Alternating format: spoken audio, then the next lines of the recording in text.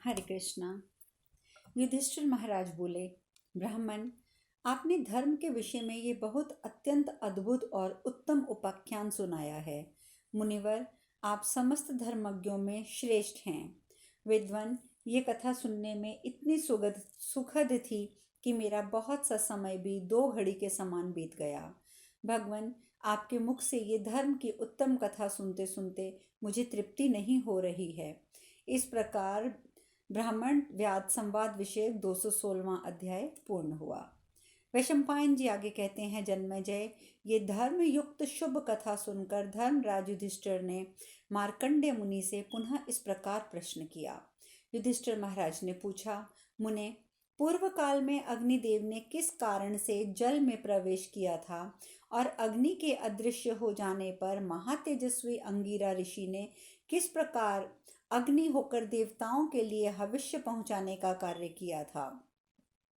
भगवान, जब अग्निदेव एक ही हैं, तब विभिन्न कर्मों में उनके अनेक रूप क्यों दिखाई देते हैं, मैं ये सब भी जानना चाहता हूँ। कुमार कार्तिकेय की उत्पत्ति कैसे हुई, वे अग्नि के पुत्र कैसे हुए, भगवान शंकर ने तथा गंगा देवी तथा कृतिकाओं से उसका संबंध कैसे, जन्म का संबंध कैसे संभव हुआ। भृगुकुल तिलक महामुने, मैं आपके मुख से यह वृतांत यथार्थ रूप से सुनना चाहता हूँ, इसके लिए मेरे मन में बहुत उत्कंठा है। मार्कंडेय जी ने कहा, राजन, इस विषय में जानकर लोग उस प्राचीन इतिहास को दोहराया करते हैं जिसमें यह स्पष्ट किया गया है कि किस प्रकार अग्निदेव कुपित हो तपस्या के लिए जल में प्रविष्ट हो गए थे, कैसे स्वयं महर्षि अंगिरा ने भगवान अग्नि बनकर अपनी प्रभा से अंधकार का निवारण करते हुए जगत को ताप दिया था। महाबाहो, प्राचीन काल की बात है। महाभाग अंगिरा ऋषि अपने आश्रम में रहकर उत्तम तपस्या करने लगे। वे अग्नि से भी अधिक तेजस्वी होने के लिए यत्नशील थे। अपने उद्देश्य में सफल होकर वे संपूर्ण जगत को प्रकाशित करने लगे। उन्हीं दिनों अग्निदेव भी तपस्या कर रहे थे। वे तपस्वी होकर भी अंगिरा के तेज से संतप्त होकर अत्यंत मलिन पड़ गए, परंतु इसका कारण क्या है, ये कुछ भी उनकी समझ में नहीं आया।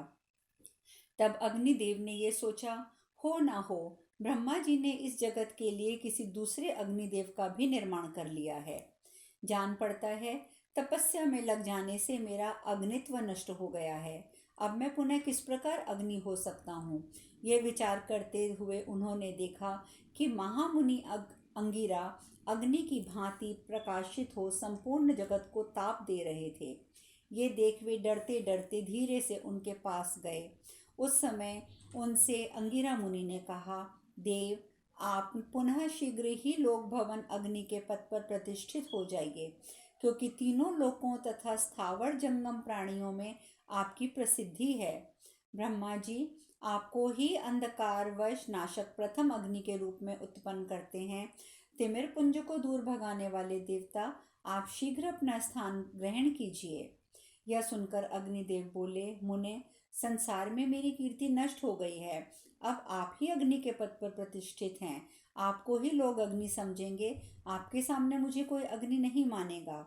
मैं अपना अग्नित्व आप में ही रख देता हूँ। आप ही प्रथम अग्नि के पद पर प्रतिष्ठित हो जाइए। मैं द्वितीय प्रजापत्य नाम से अग्नि होऊंगा। यह सुनकर अंगिरा ऋषि ने कहा, अग्निदेव, आप प्रजा को स्वर्गलोक की प्राप्ति कराने वाले पुण्य कर्म देवताओं के पास भविष्य पहुंचाने का कार्य संपन्न कीजिए और स्वयं ही अंधकार निवारक अग्निपद पर प्रतिष्ठित होइए। साथ ही मुझे अपना पहला पुत्र स्वीकार कर लीजिए। मार्कंडेय जी कहते हैं, राजन, अंगिरा का यह वचन सुनकर अग्निदेव ने वैसा ही किया। उन्हें अपना प्रथम पुत्र मान लिया। फिर अंगिरा ने भी बृहस्पति नामक पुत्र उत्पन्न हुआ। भरत नंदन अंगिरा को अग्निदेव का प्रथम पुत्र जानकर सब देवता उनके पास आए और इसका कारण पूछने लगे। देवताओं के पूछने पर अंगिरा ने उन्हें कारण बताया और देवताओं ने अंगिरा के उस कथन पर विश्वास करके उसे यथार्थ माना। अब मैं कांतिमान विधि अग्नियों का, जो ब्राह्मण ग्रंथों युक्त विधि वाक्यों के अनेक कर्मों द्वारा विभिन्न प्रयोजनों की सिद्धि के लिए विख्यात है, उसका वर्णन करूंगा। इस प्रकार मार्कंडेय समस्या पर्व में अंगीरा के प्रसंग में 217वां अध्याय पूर्ण हुआ। मार्कंडेय जी कहते हैं, कुरुकुल धुरंधर युधिष्ठिर ब्रह्मा जी को तीसरे पुत्र अंगीरा हैं। उनकी पत्नी का नाम सुभा है। उसके गर्भ से जो संतानें उत्पन्न हुई उसका वर्णन भी सुनो। राजन, बृहद कीर्ति, बृहद ज्योति, बृहद दंबा, बृहद मना, बृहद मंत्र, बृहद दास तथा बृहस्पति, ये अंगीरा के सुभा से 7 पुत्र हुए। अंगीरा की प्रथम पुत्री का नाम देवी भानुमति है। वे उनके संतानों में सबसे अधिक रूपवती है। उसके रूप की कहीं तुलना नहीं की जाती है। भानु अर्थात सूर्य से युक्त होने के कारण वह दिन की अभिमानिनी है। अंगीरा मुनि की दूसरी कन्या रागा नाम से विख्यात है। उस पर समस्त प्राणियों का विशेष अनुराग प्रकट हुआ है, इसीलिए उसका नाम ऐसे प्रसिद्ध हुआ। वह रात्रि की अभिमानिनी है। अंगीरा की तीसरी पुत्र सिनीवाली यानी कि चतुर्दशीय युक्ता अमावस्या है, जो अत्यंत कृश होने के कारण कभी दिखती है और कभी नहीं दिखती। इसी लोग उसे दृश्य अदृश्य कहते हैं। भगवान रुद्र उसे ललाट में धारण करते हैं, इसी कारण उन्हें सब लोग रुद्र सुता भी कहते हैं। उनकी चौथी पुत्री अर्चिष्यमती है। यही संपूर्ण चंद्रमा से युक्त होने के कारण शुद्ध पूर्णमासी कही जाती है। इसकी प्रभा से लोग रात में भी वस्तुओं को स्पष्ट देख पाते हैं। पांचवी कन्या हविष्मती प्रदीपत युक्ता पूर्णिमा का राका है, जिसके सान्निध्य से हविष्य द्वारा देवताओं का यजन किया जाता है। अंगिरा की छठी पुत्री पुण्यात्मा कन्या है, उसे महिष्मती कहते हैं। यही चतुर्दशी युक्त पूर्णिमा है, जिसे अनुमति भी कहते हैं। महामते, जो दीप्तिशाली सोम याग आदि महायज्ञों में प्रकाशित होने के कारण महामती नाम से विख्यात है, वह अंगिरा मुनि की 7वीं पुत्री कहलाती है। और जिस भगवती अमा को देखकर लोग कुहू कुहू ध्वनि कर उठते हैं, अंगिरा मुनि की 8वीं पुत्र कुहू नाम से विख्यात है। उसमें चंद्रमा की एकमात्र कला अत्यंत सूक्ष्म अंश से शेष रहती है, यही शुद्ध अमावस्या है। इस प्रकार मार्कंडेय समस्या पर्व में अंगीरा सोपाख्यान विषयक 218वां अध्याय पूर्ण हुआ। मार्कंडेय जी कहते हैं, राजन, बृहस्पति जी की जो यशस्विनी पत्नी चंद्रमसी तारा नाम से विख्यात थी, उसके 6 पवित्र अग्नियों को तथा एक पुत्री को भी जन्म दिया। दर्श पौर्णमास आदि में प्रधान आहुतियों को देते समय जिस अग्नि के लिए सर्वप्रथम घी की आहुति दी जाती है, वे महान व्रतधारी अग्नि ही बृहस्पति का शन्यो नाम से विख्यात प्रथम पुत्र है। चातुर्मास संबंधी यज्ञों में जिसका पूजन होता है, जो सर्वप्रथम उत्पन्न होने वाला और सर्वसम्मत है और जो अनेक वर्णों की ज्वाला से प्रज्वलित है, वह अद्वितीय शक्तिशाली अग्नि ही शन्यो है। शन्यो की पत्नी का नाम था सत्या।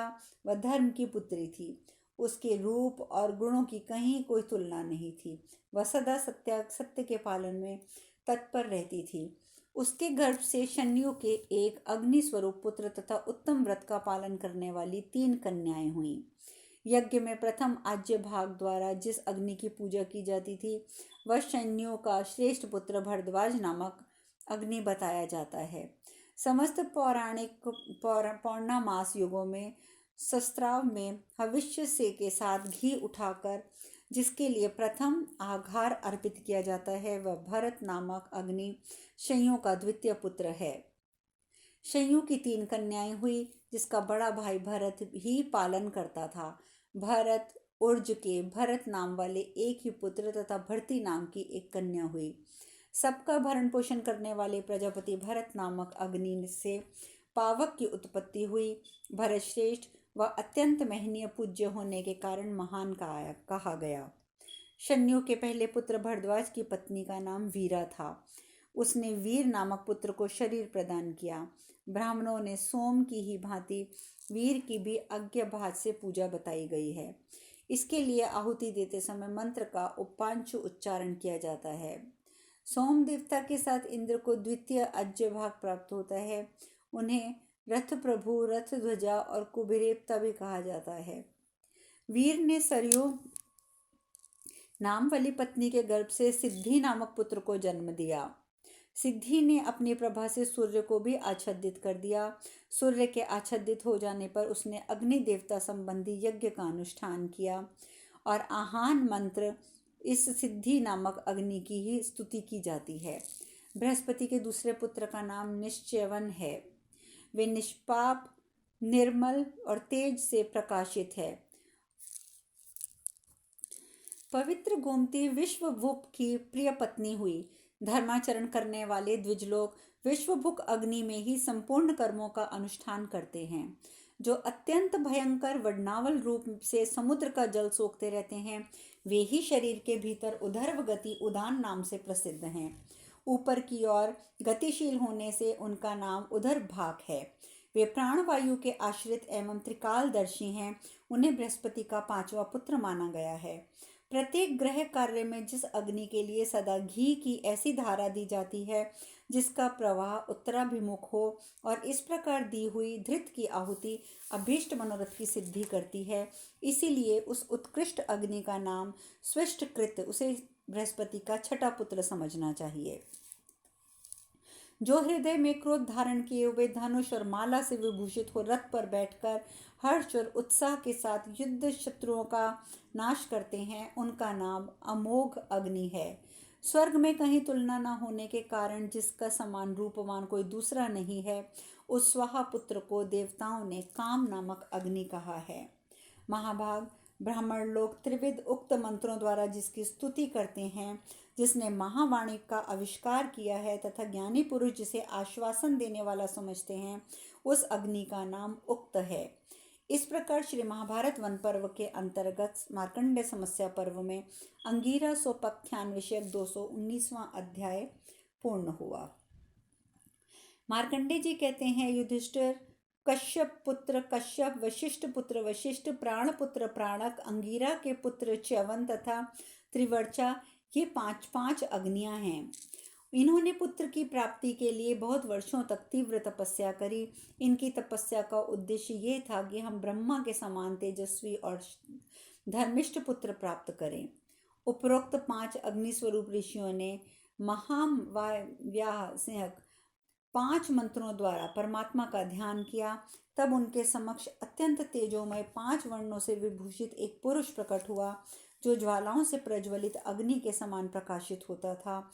वह संपूर्ण जगत की सृष्टि में समर्थ था। भरत, उसका मस्तक प्रज्वलित अग्नि के समान जगमगा रहा था। दोनों भुजाएं कार की प्रभा के समान थी। दोनों आंखें तथा त्वचा सुवर्ण के समान देदीप्यमान हो रही थी। उसका उस पृथ्वी की पिंडलियों काले रंग की दिखाई देती थी। उपयुक्त 5 मुनिजनों ने अपनी तपस्या के प्रभाव से उन 5 वर्ण वाले पुरुष को प्रकट किया, इसीलिए उसे देवोपन पुरुष का नाम पापजन्य है। वह उन 5 ऋषियों के वंश का प्रवर्तक हुआ। फिर महातपस्वी पंचजन्य ने अपने पितरों का वंश चलाने के लिए 10,000 तक घोर तपस्या करके दक्षिणाग्नि को उत्पन्न किया। उन्होंने मस्तक से वृहत, मुख से रंथर सबको सामने प्रकट किया। ये दोनों वेगपुर आयु आदि को हर लेते हैं, इसलिए तरसाहर कहलाते हैं। फिर उन्होंने नाभि से रुद्र को, बल से इंद्र को और वाणियों से प्राणवायु से अग्नि को उत्पन्न किया। दोनों भुजाओं में प्राकृतिक और वैकृतिक भेद वाले अनुद्योक्ताओं को मन और ज्ञान इंद्रियों सहस्त 6 देवताओं तथा 5 महाभूतों ने किया। इन सब की सृष्टि करने के पश्चात उन्होंने 5 पितरों के लिए 5 पुत्र और उत्पन्न किए। प्राण के अंश से अनुदत्त की उत्पत्ति हुई। इस पृथ्वी पर जब अग्निहोत्र होने लगता है, उस समय तप के ही पुत्र वृहद्वित इस भूतल पर स्थित हो श्रेष्ठ पुरुषों द्वारा पूजित होते हैं। तप के पुत्र जो रथंतर नामक अग्नि कहे जाते हैं, उनकी दी हुई हवि मित्रविंद देवता का एक भाग है, ऐसा यजुर्वेदी विद्वान मानते हैं। महायशस्वी तप पांचजन्य अपने उन सभी पुत्रों के सहित अत्यंत प्रसन्न हो आनंद मग्न रहते हैं। इस प्रकार मार्कंडेय समस्या पर्व में अंगीरा उपाख्यान विषयक 220वां अध्याय पूर्ण हुआ। मार्कंडेय जी आगे कहते हैं, युधिष्ठिर, पूर्वोक्त भरत काल अग्नि जो शयु के पौत्र और उर्ज के पुत्र हैं, गुरुतर नियमों से युक्त हैं। वे संतुष्ट होने पर पुष्टि प्रदान करते हैं, इसलिए उनका एक नाम पुष्टिमती भी है। समस्त प्रजा का भरण पोषण उन्होंने किया है, इसीलिए उन्हें भरत कहते हैं। इस प्रकार श्री महाभारत वन पर्व के अंतर्गत मार्कंडे समस्या पर्व में अंगीरा उपाख्यान विषय 221वां अध्याय पूर्ण हुआ। मार्कंडे जी ने आगे भी अग्नि के अनेकों रूपों और उनके वंशजों की चर्चा की। ब्राह्मण लोगों में वंश परंपरा के क्रम से सभी ये मानते और कहते हैं कि अद्भुत नामक अग्नि संपूर्ण भूतों के अधिपति हैं। वे ही सबके आत्मा और भुवन भरता हैं। वे ही इस जगत के संपूर्ण महाभूतों के पति हैं। उनमें संपूर्ण ऐश्वर्य सुशोभित है। वे महातेजस्वी अग्निदेव सदा सर्वत्र विचरण करते रहते हैं। जो अग्नि गृहपति नाम से सदा यज्ञ में पूजित होते हैं और हवन किए गए हविष्य को देवताओं के पास पहुंचाते हैं, वे अद्भुत अग्नि ही इस जगत को पवित्र करने वाले हैं। जो आप नाम वाले सह के पुत्र हैं, जो महाभाग सतवोक्ता भूलोक के पालक और भुवर लोक के स्वामी हैं, ये अद्भुत नाम वाले अग्नि बुद्धित्व के अधिपति बताए गए हैं। उन्हीं अद्भुत और गृहपति इनके एक अग्नि स्वरूप पुत्र उत्पन्न हुआ जिसका नाम भरत है। ये मरे हुए प्राणियों के शव दाह करते हैं। भरत का अग्निष्टोत्र यज्ञ में सत्य निवास रहता है, इसलिए उन्हें नियत भी कहते हैं। नियत का संकल्प उत्तम है। प्रथम अग्नि सह बड़े प्रभावशाली हैं। एक समय देवता लोग उनको ढूंढ रहे थे। उनके साथ अपने पौत्र नियत को भी आता देख उससे छू जाने के भय से वे समुद्र में घुस गए। जब देवता लोग सब दिशाओं में उनकी खोज करते हुए वहां भी पहुंचने लगे, एक दिन अथर्वा अंगीरा को देखकर अग्नि ने उनसे कहा, वीर, तुम देवताओं के पास उनका हविष्य पहुंचाओ। मैं अत्यंत दुर्बल हो गया हूँ। अब केवल तुम ही अग्निपथ पर प्रतिष्ठित हो जाओ और मेरा ये प्रिय कार्य तुम ही संपन्न करो।